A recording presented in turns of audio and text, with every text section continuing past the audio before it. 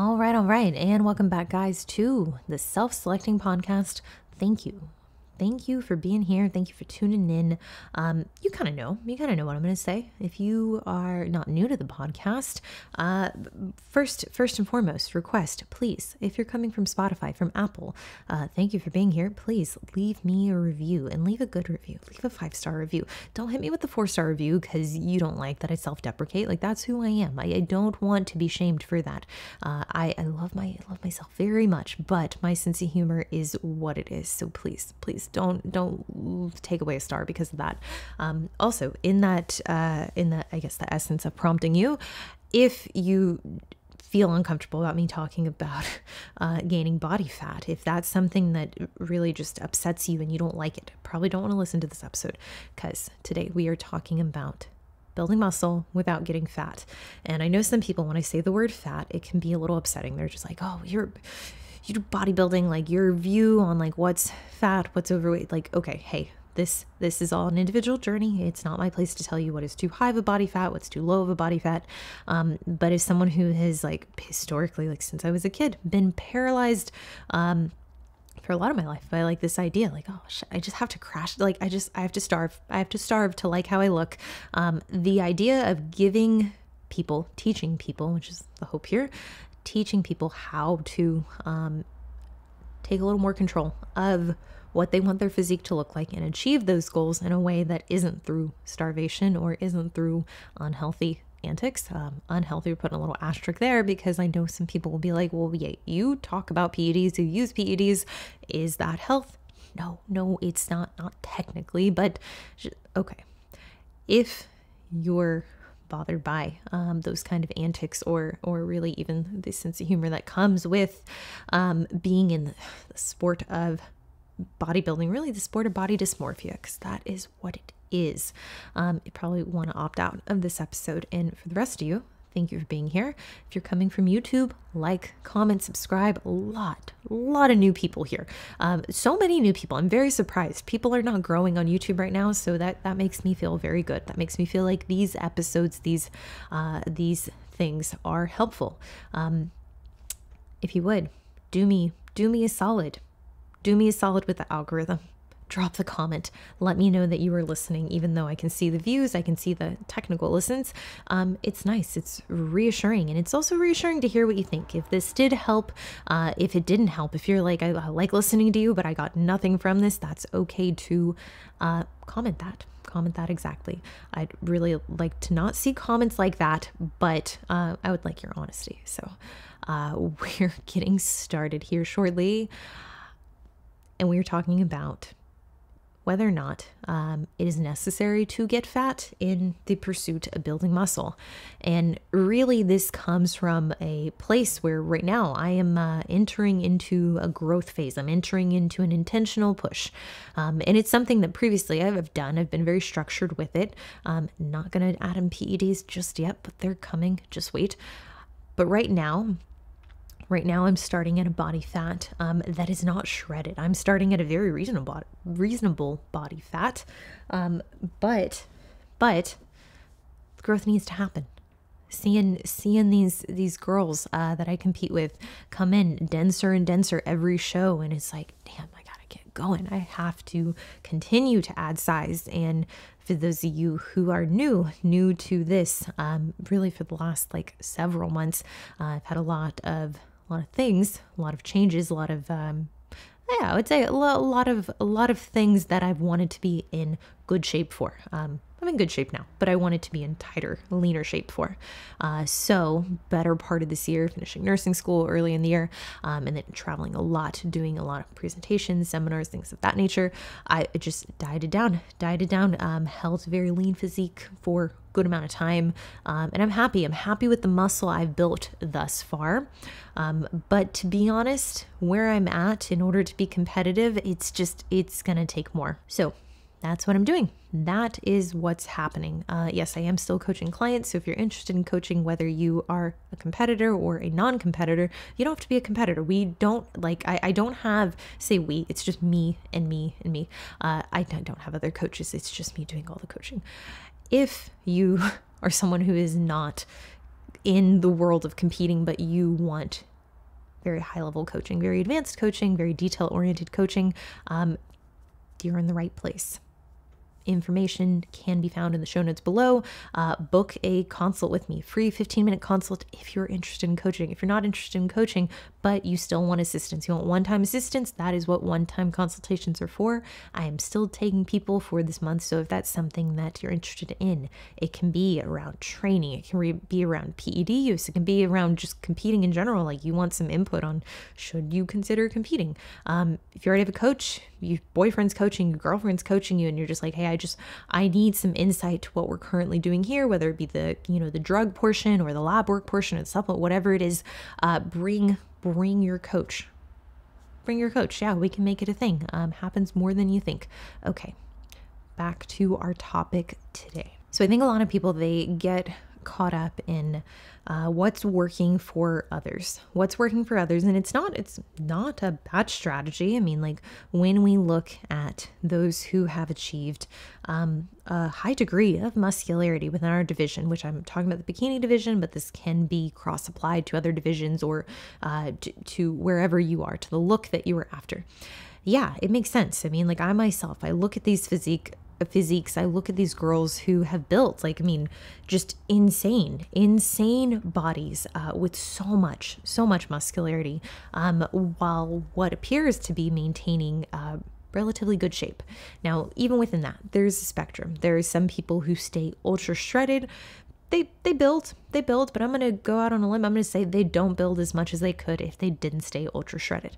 I'm going to be honest, I can't attest to whether or not they are using PEDs. Like none of us can, because most people aren't very honest and forthright about it. But in those cases where there's that suspicion, there's that person that's growing despite staying really lean or competing very often, it's kind of like, that's a little bit of an indication that you're probably using enhancements, because it's very unlikely that you are going to grow otherwise. Even with enhancements, depending on how much muscle we're talking about, you can add a very fake amount of 4 or 5 pounds with a little bit of Anavar, with a little bit of SARMs. You can add it. Doesn't mean it's going to stick around. And if it is not actual muscle, if it is an artificial inflation in scale weight, I mean, yeah, you're going to look good while you take it. You're going to look the way you would look if you had that muscle. But as soon as you pull it out, it's going to probably go with it. That is what I want to avoid. That is the whole purpose of me talking about building muscle, period. It's the whole purpose of making sure you've got all your ducks in a row, all your boxes checked, all your stones turned. Yep, messed that one up. And okay, well, we're at 8 minutes. That's okay. That is really my point with like wanting to emphasize building and building correctly and building methodically the way I do, is because I don't want you to be in a position where you turn to drugs because you think that's that's the secret, that's going to do it for you. And I hate how cliche that all sounds, but that very much is the belief that a lot of people have when they come to me. They come to me and they're like, hey, got everything ticked off, like I'm doing everything I can in order to facilitate growth. The drugs, that's what I want. Give me the dose, tell me how long to take it, what should I watch out for, etc. The reality is the amount of people who come to me who have more that they can do prior to taking drugs, that is the majority. And I'm not talking like a good chunk of the majority. That is the vast majority. It's like 95% of people who come to me have a lot of room for improvement just in their program design. Now, I think it was the point really in 2021 where I was like, okay, like I am ready to be open to the idea of using drugs because I want to be a professional athlete and I want to be competitive, and that means like probably using some things. So I took it upon myself. To learn.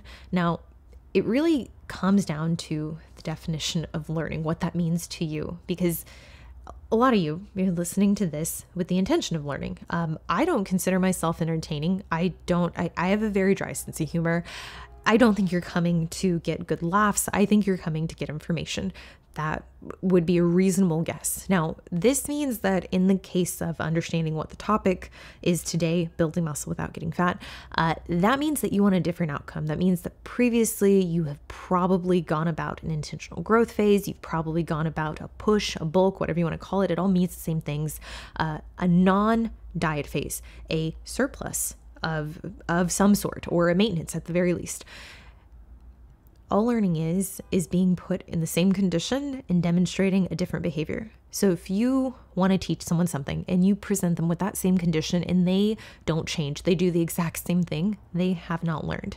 Now, this was me for a vast majority of my bodybuilding career. I had not learned because I didn't want to. I wanted things to be exactly the way I wanted them to be, despite the outcome indicating that there needed to be some kind of change. And that change was directly, like exclusively the behavior. If you're listening to this and you're wanting to take something away from the time that you're giving me, because essentially that's all it is. This isn't like an in-person presentation. This isn't like you didn't like travel to come see me talk. But if you finish this episode, like you gave me time in your attention, hopefully. If you don't take what I'm saying, if your behavior doesn't change, like by definition, you didn't learn anything. Assuming that you're not already doing exactly what I'm saying. And in that case, yeah, don't change your behavior because you're already killing it. Now, okay, I say this because I was that person, and I've been that person at several points in my life in several different avenues where I find myself in the same position that I was in months ago. And I'm like, you know what? In this case, I've completed a fat loss phase only to be unhappy with that final result. Just truly like dissatisfied because yeah, I have the shreds, I have the lines, I have the visibility and like the tie-ins, like they're nice. They're nicer than they are when I'm fatter, but it's still not the look. It's not the look that I want. And I busted my ass to get there. This was where I was at the last prep I did. 2021, dropped a shitload of weight, got inside out peeled, like just dick skin shredded, very happy with my conditioning. Even though it was too lean for bikini, it was impressive. It felt cool to me. I like that look. But even though I had the tie-in visibility, even though I could take like cool pictures, cool videos, I was like, it'd be really cool if I had more muscle. Like the more muscle, that would also be cool. And it's gotten to the point now where I've dieted so many times in between. I've dieted like twice. I've gone through a few diets in between being off stage and currently, and it's the same feeling. It's the same feeling of like, yep, I want a little bit more muscle. And that means taking the time to actually build it, not transiently hoping that it's being built when you're not doing things that result in it being built. That means being intentional with your growth phase. It doesn't matter the industry, it doesn't matter the business you're talking about or the sport. If you want to build something incredible, if you want to get really good at anything, you have to be able to do the same thing over and over again over a period of time, usually much longer than you anticipate, without convincing yourself that you're smarter than you actually are. Because that ultimately is what's going to bite you in the ass. That is what is going to derail you. It's going to distract you. It's going to make you lose focus, and you're going to convince yourself, oh no, like everyone else sucks. That's why they have to do it the super slow, long, sustainable way. I'm the exception. I can, if I just like horse blinders on, I can get through it. I can get to that same destination faster. Whenever we start something new, we encounter, like always 100% of the time, something that we didn't know before. And we're like, oh, okay, yeah, this makes this shittier. This makes this harder. But what does that look like in terms of building? What are the things that are going to prevent you from building? Or rather, if you want to not build, what would you do? And this is how I like to approach a lot of things in life. Is if I wanted a very poor outcome, if I wanted the opposite outcome of what I actually want, what things would need to happen in order to create that? So I'm going to walk you through this. So what would need to happen if you didn't want to build muscle? Well, that would mean doing a lot of different things in the gym, like a lot of variation in movements. Like, yeah, sure, you're technically still weightlifting, but every time you kind of go in and do whatever the fuck you want. Like you don't really have a system. You don't have a program. It's like very much based on feel and stimulus. And it's very inconsistent session to session. Now, second thing, you're going to do whatever it is you're doing in terms of training in terms of surplus, in terms of like non-diet phase, you're going to do that for a very short period of time. So you don't want to stick with it. That is what you want to do if you're not trying to build. You want to do it very briefly, very acutely. At the 6-week mark, you're like, you know what? Okay, wrapped up with this. Let's go back into the fat loss phase. Number 3, ignore signs that you're doing it wrong. Ignore the signs that you're moving in the wrong direction, i.e., your scale weight is going down. Yes, this is what I mean. You have a direct sign that in a phase where you're supposed to be gaining weight, your scale weight is consistently going down, and you're like, I like that because that feels good. And you're going to ignore this in the scope of like, oh, I don't want to build any muscle. Instead of addressing it, instead of being like, yeah, like that's not a good sign. That means that I'm technically in a deficit, so I need to increase food. Ignore that. Look the other way. Don't seek any help, because if you sought help, if you sought after someone who could maybe troubleshoot the solution that you're looking for that you don't have, inherently you would learn from other people's mistakes. You would get to where you're going faster. But we don't want to do that because we're not interested in building, right? All right, now big one. Don't eat when you don't feel like eating. This is very like straightforward. You don't feel like eating because you're bloated. You don't feel like eating because you haven't used the restroom, because you feel uncomfortable, because you don't want to get fat, because you saw someone on Instagram leaner than you and you're like, oh, like I really want to be lean again. So you have those feelings, whether it is psychological or physiological. And in order to not build muscle, you let those feelings dictate what you're going to do. Those feelings are the primary driving factor in your decision making. You don't want to eat because you don't like how it feels to physically be full, so you don't eat.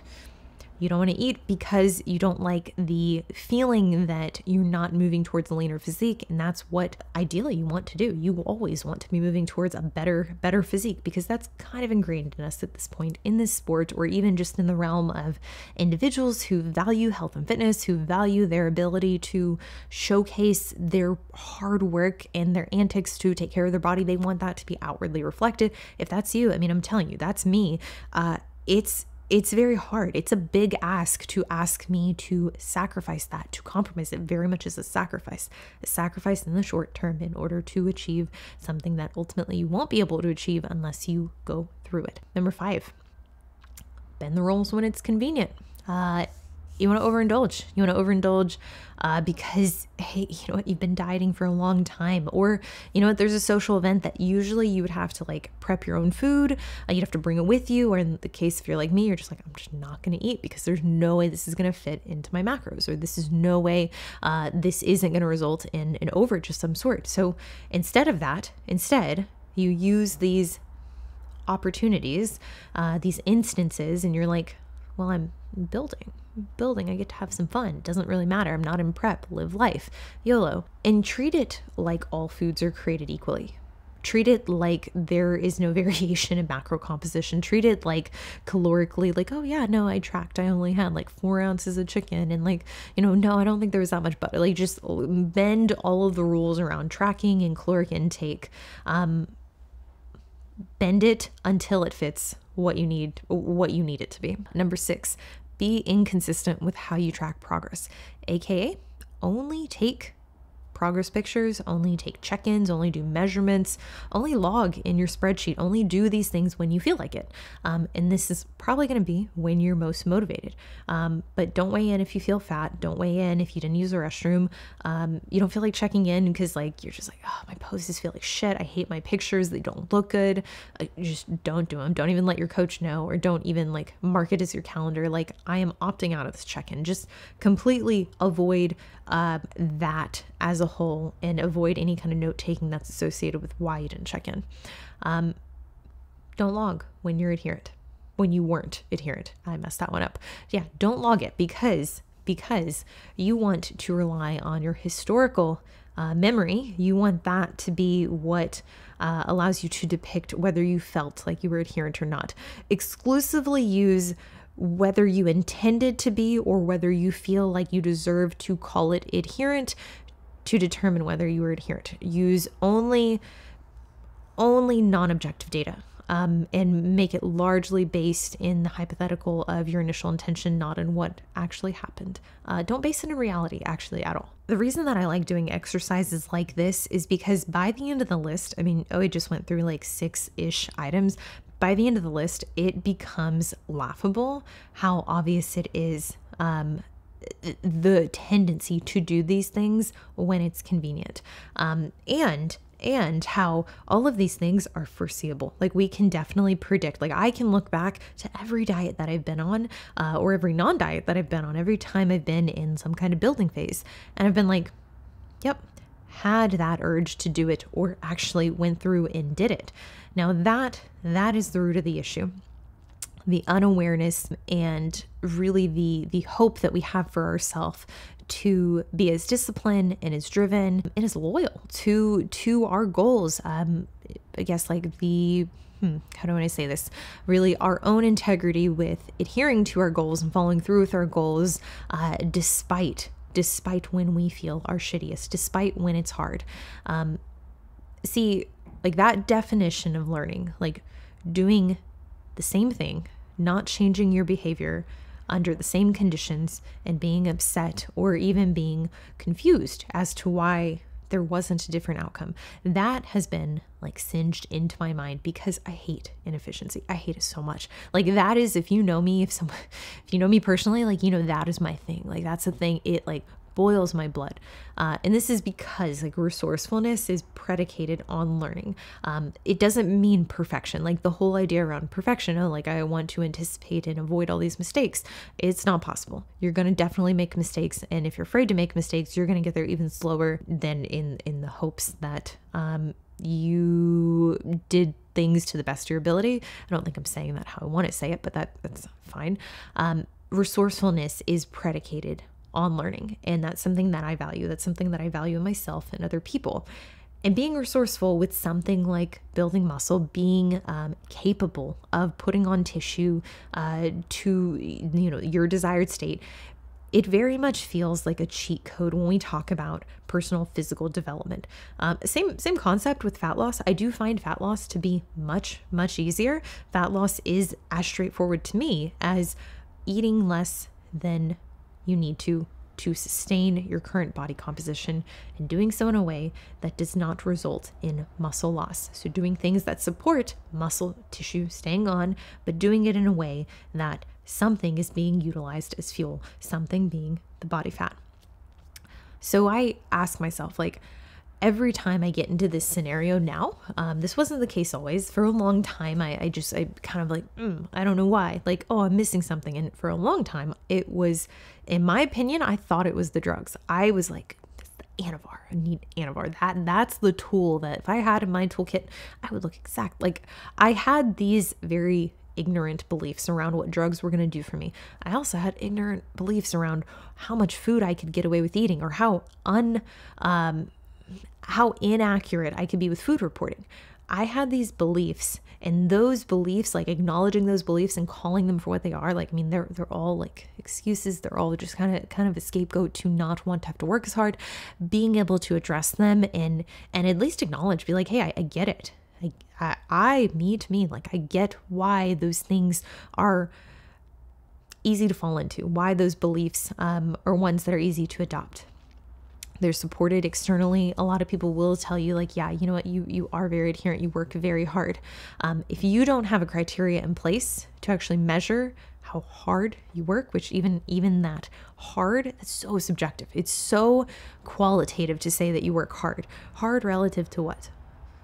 Relative to what? Like, I mean, like in reality, if you have accurate bookkeeping with calories in, calories out, it shouldn't be super hard. It should maybe be tough at times when times are hard, which hard times will be the case whether you're working extra hard or you're not. That's going to happen, and it is out of our control. But the actual work itself, the skill of modifying your body, it is pretty straightforward, especially on the side of things where we're trying to build leaner physiques, on the side of things where we're trying to build something that doesn't exist right now, something that realistically we can't conceptualize.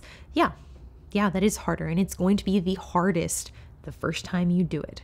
So ask yourself, how many times do you want to play this boss again? How many times do you want to run into the same problem of getting to the end of a fat loss phase after you went through a build, after you went through a growth phase, only to be dissatisfied with the results? Or getting to the end of a fat loss phase, removing the drugs, maybe you removed them prior to the fat loss phase, I don't know. Maybe you just, in this case, this instance point I'm trying to prove, you removed the drugs only to find the muscle went with it. You didn't actually build muscle. What you thought you built, it was very temporary, it was fleeting, and as soon as you remove the drugs, you don't have it anymore. So now you're left with virtually the same physique that you had before, yet you know what it feels like to take the drugs. It definitely feels better. Drugs are fun. They feel good. They're going to help training, yes, etc. They're going to make you like how you look more. But what I can tell you is if you're not actually accruing real tissue, like true tissue, new cells, that is going to go as soon as you remove the drug. And that can be very discouraging. This right here is what I want you to avoid.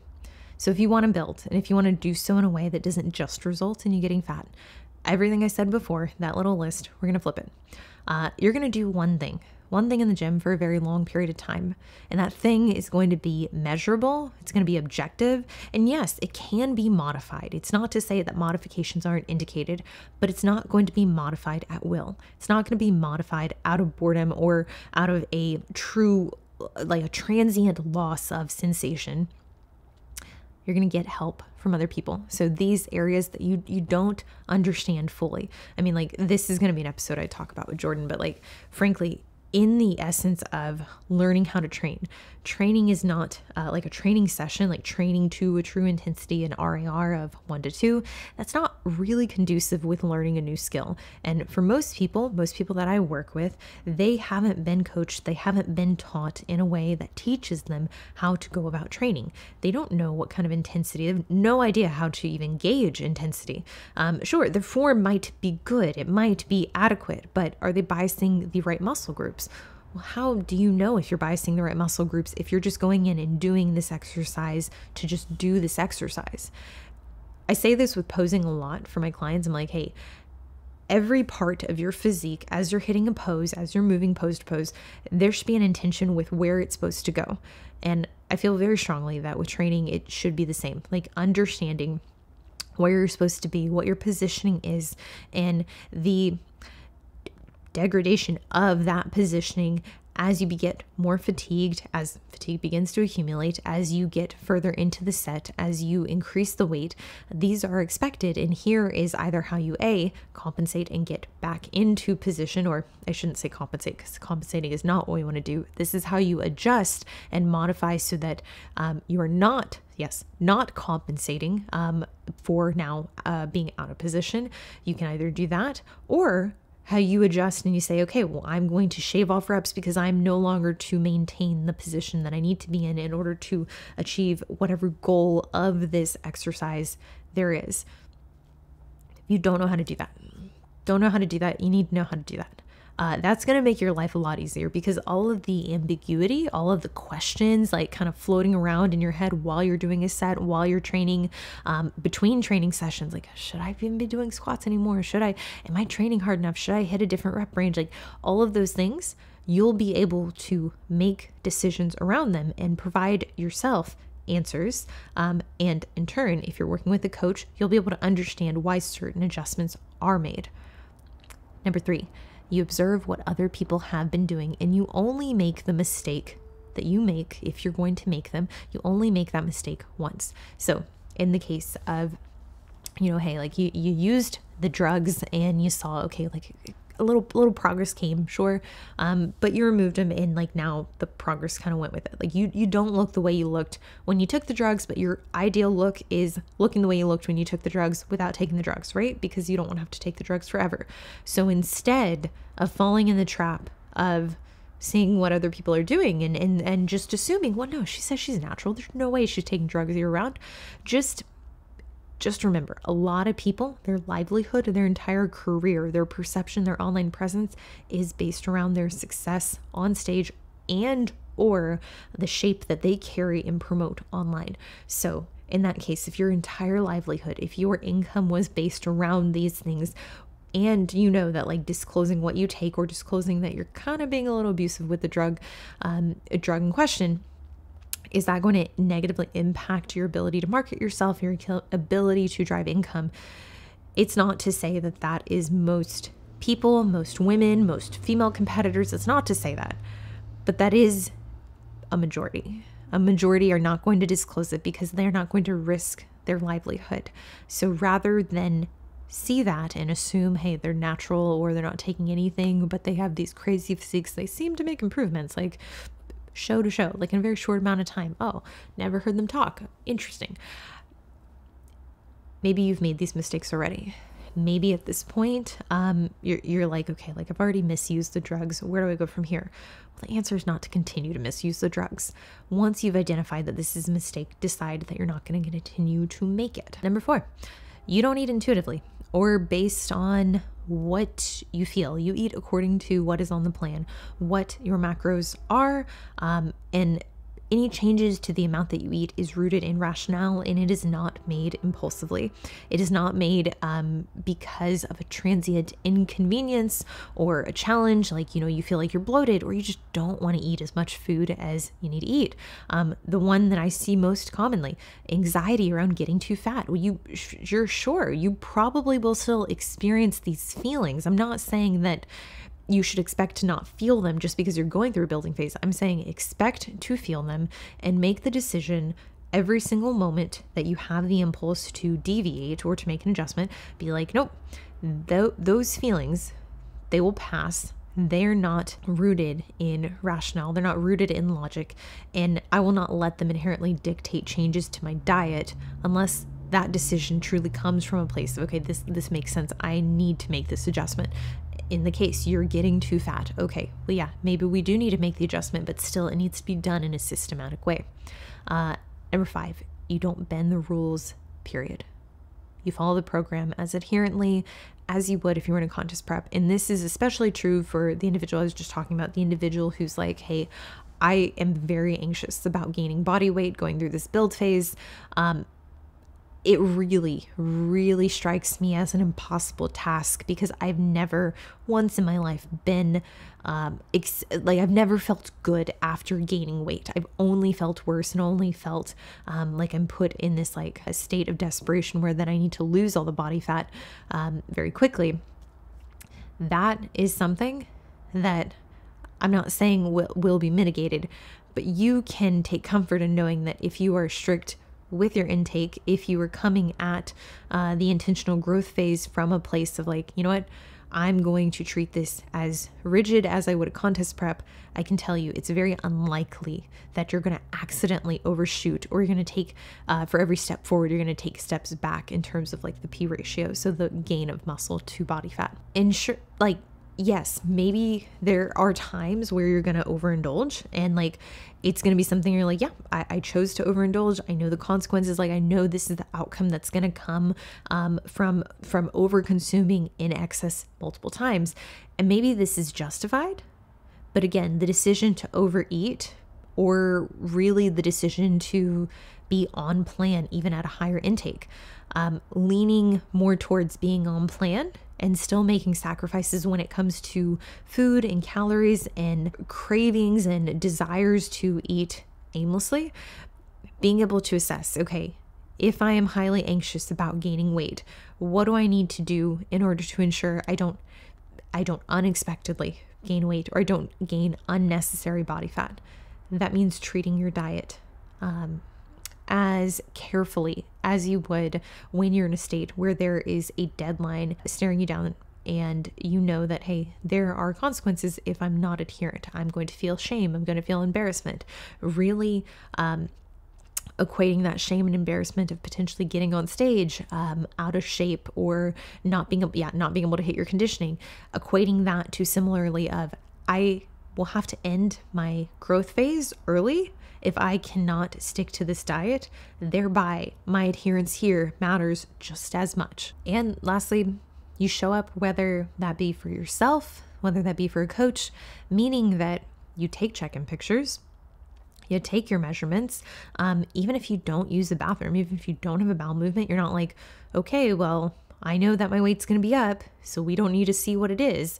Well, I know that's going to skew my average, and then Corey's going to see my rate of change and be like, you're gaining too quickly. So what? Your body will count the food, whether you track it or not. It will count the calories.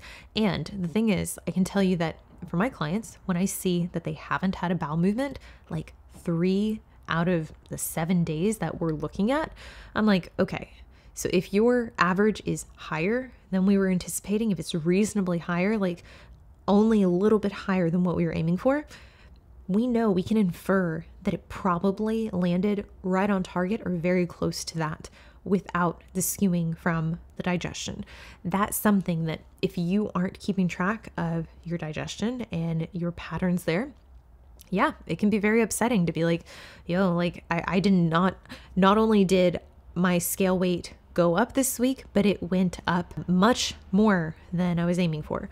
Well, yeah, if you're not looking at the average, if you're not looking at the change in the highs and lows, if you're not looking at factors that are going to affect scale weight, and like GI aside, this also is applicable to sleep quality. This also, there is certainly variables that are going to have a much greater impact on scale weight day to day. So something like water intake, it's a big one that people, oftentimes they think, okay, well, I just missed 1 day of water.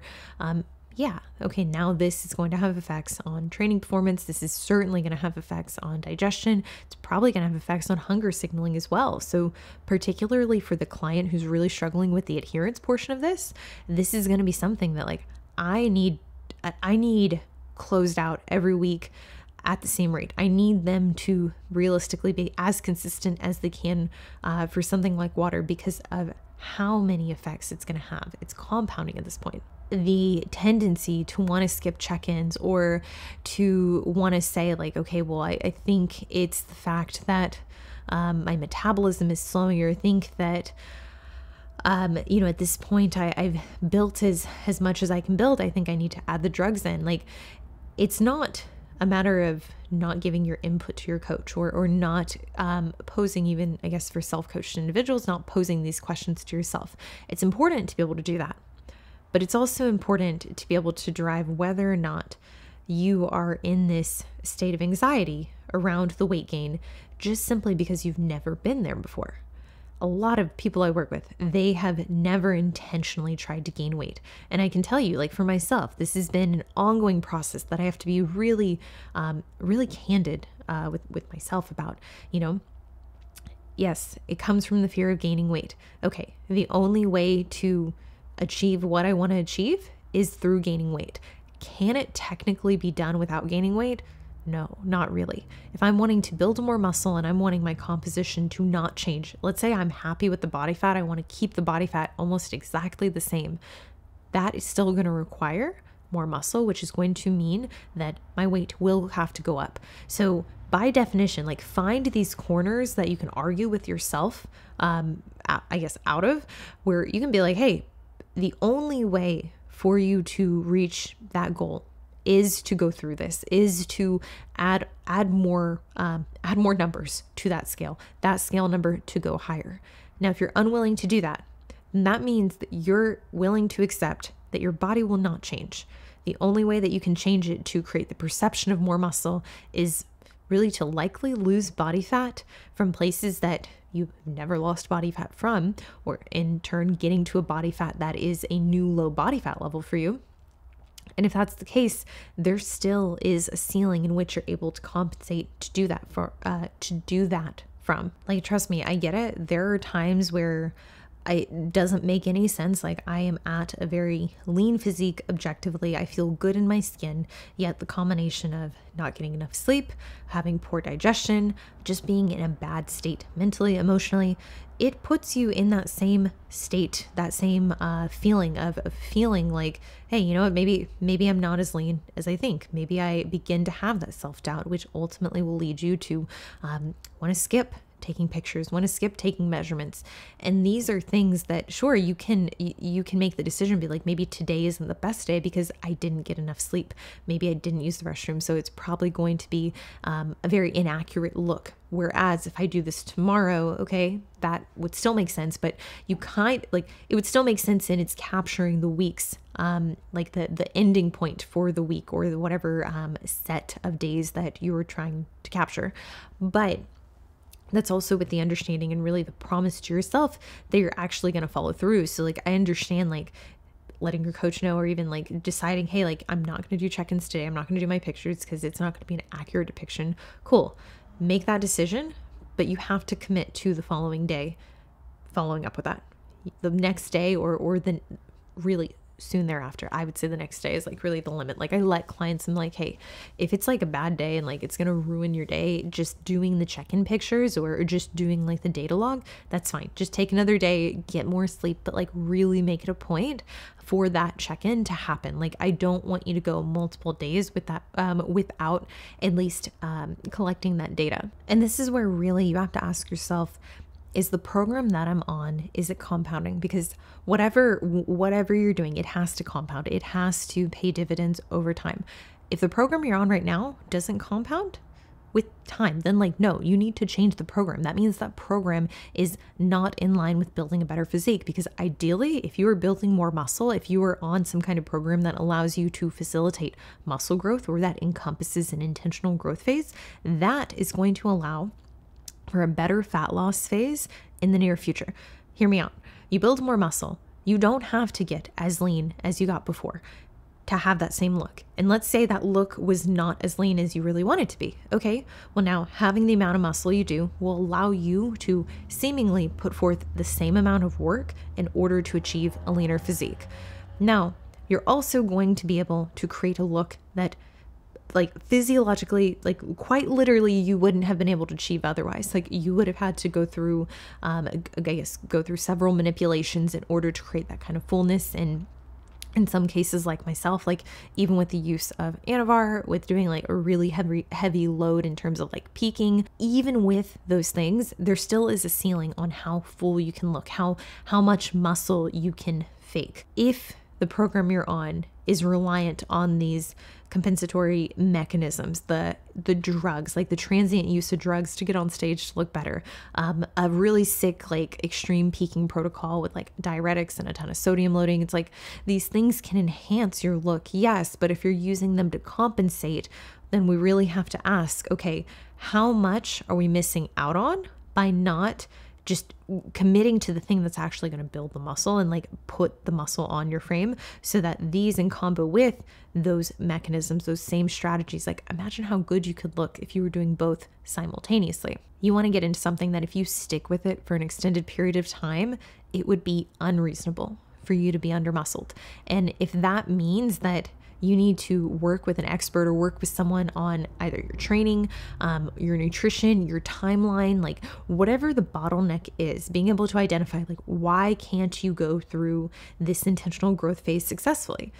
A lot of people come to me and they're like, it's because I always pull back before I've actually built muscle. I don't know if I'm actually building muscle. I need someone to be in my corner to be like, nope, keep going. It's not body fat. The weight's going up. Yes, maybe you are putting on a little bit of body fat, but the rate of that body fat to muscle is reasonable. It's reasonable, and it's something that is going to be easy for you to lose once you get through this. If you have uncertainty with your current program, whether or not it's effective, if you have uncertainty with your coach, whether or not the program they have you following is effective, you need to remove this uncertainty. You should be very certain. And yes, to some degree, even people who work with me, they're going to feel uncertain until they see it for themselves. But you need to have some degree of reassurance and certainty that what you're doing is tried and true, that it has worked for others. Now, it's not a universal opinion, which is like kind of bizarre at this point. And I mean, you'll get where I'm going with this, but like trying to build muscle, like a meaningful amount of muscle, while always in a state of fat loss or in a state where you could, let's just call it striking distance, you could jump into a show. It's like trying to adjust a thermostat in both directions simultaneously. It's like trying to warm up a room and cool it down. Like, what do you want to do? And no, maybe, okay, the thermostat thing, like I can poke holes through that myself. yeah, if you are trying to set the thermostat to a very low temperature and you open the door in midsummer, or you turn a space heater on, or if you're like me in college, you turn the oven on because you don't realize that you can't do that.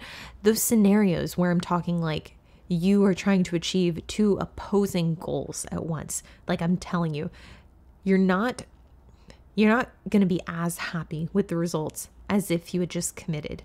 And like, yeah, you're going to move in one direction. Like, I mean, that's not if you are trying to go up and down with the thermostat. That's just going to be annoying. You're going to be like 1 degree up, 1 degree down, 1 degree up. Like there's going to be no meaningful change. But the actual efficiency of changing the temperature in the room, or in this case, like adding tissue to your body, it's not going to be as effective as if you just pick. And it comes down to the opportunity cost, that if you had just picked one, the destination that you want to reach, the destination, the perfect glutes, the big delts, the hourglass shape that's like fully like boxed out at the glute med, you would have gotten there a lot quicker. And that's really how I like to think about this, is like, what am I sacrificing by trying to keep one foot in the fat loss phase, in the, oh, I'm keeping my physique really, really lean. What am I sacrificing by doing that simultaneously by, I'm going to also build, but asterisk, I'm going to have really shitty workouts half the week. Oh, I'm going to put myself in a fat loss phase before any kind of trip or any kind of event, meaning I'm going to drop food. Thereby, those other 50% of training sessions may also be compromised. It comes down to needing to pick. Like you got to pick. What do you want more? Do you want to stay lean? Do you want to stay as lean as you are currently? And are you willing to sacrifice making any kind of improvements in your physique? Or do you want to make improvements in your physique and in the short term sacrifice a process that you've already proven you can do? That's where I think a lot of the fear comes from, is people don't believe that they can lose the body fat again. But when you simplify the fat loss process, when you simplify that to like, yo, like I can just dial in, and for like 4 weeks, I can look ridiculous. I can look dramatically different by shedding fat in 4 to 6 weeks. Easy, not an issue. When you simplify that, committing to 3-4 months in a state of an intentional growth state where you're not going to dip your toe back into a state of diet, a state of fat loss. The picking, that decision and committing, that is going to move the needle the most. Picking is the ability to say no. Picking is the thing that allows you to build more muscle.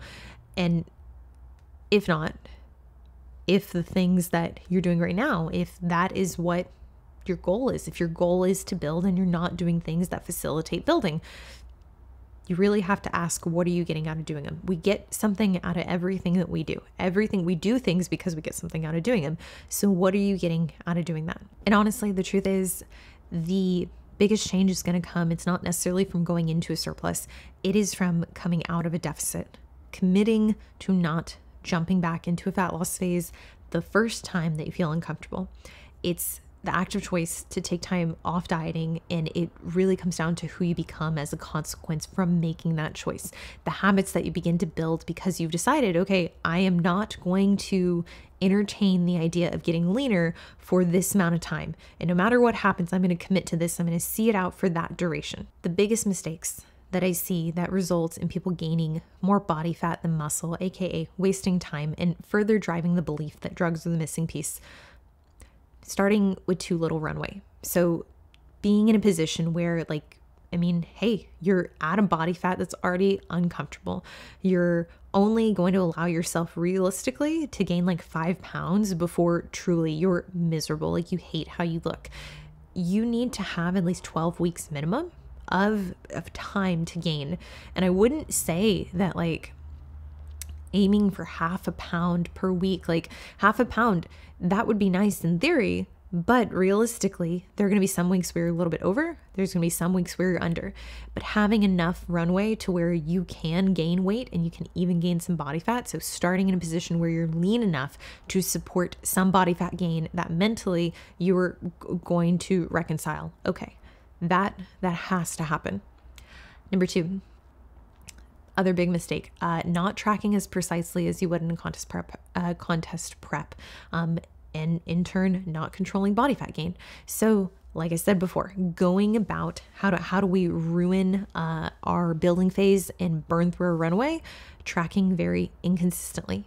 Seeing the intentional growth phase as like a free-for-all, just gaining a bunch of weight, every day making mistakes within like how you're reporting food and just being like, fuck it, whatever. I'll just be a little fatter and I'll tell myself I have to get over it next week. You do that enough. I mean, like it only takes 500 calories over your maintenance to gain a pound of body fat. And I'm telling you, if you're going up a pound in a week's time, it's not muscle. Like a large majority, like we're talking like a quarter of a pound of that at least is body fat.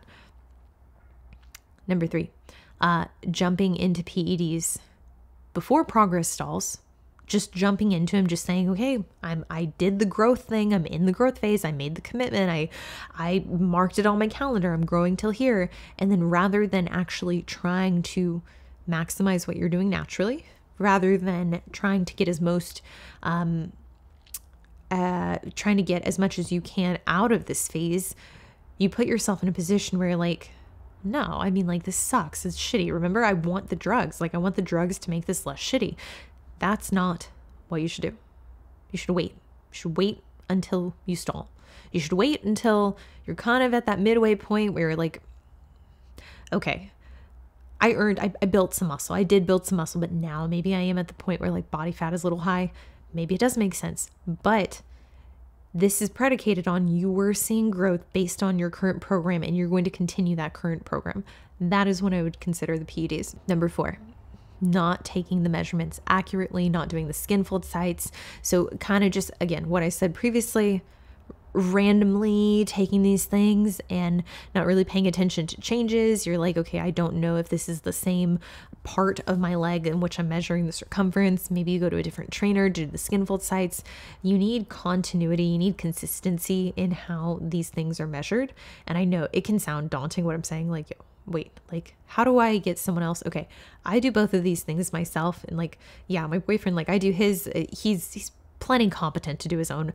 I'm accurate with his, but for most people, I would say, just take them yourself. It is very easy. You don't need to rely on your husband, your wife to get these things. You can certainly do it yourself. In taking measurements accurately on a consistent interval, this is going to give you insight, is going to allow those decisions to intake, whether you pull down or you push up with food.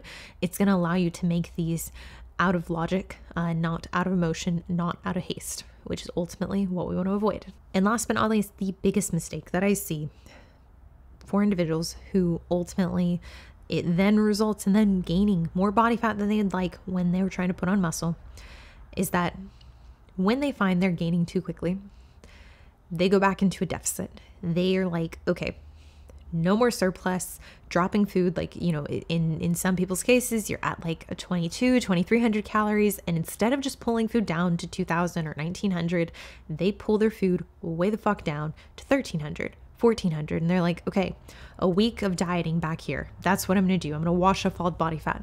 And they do this, and this builds in that habit, that routine of like, as soon as weight hits this threshold, as soon as it hits 140, 145, I'm just going to go back into a deficit.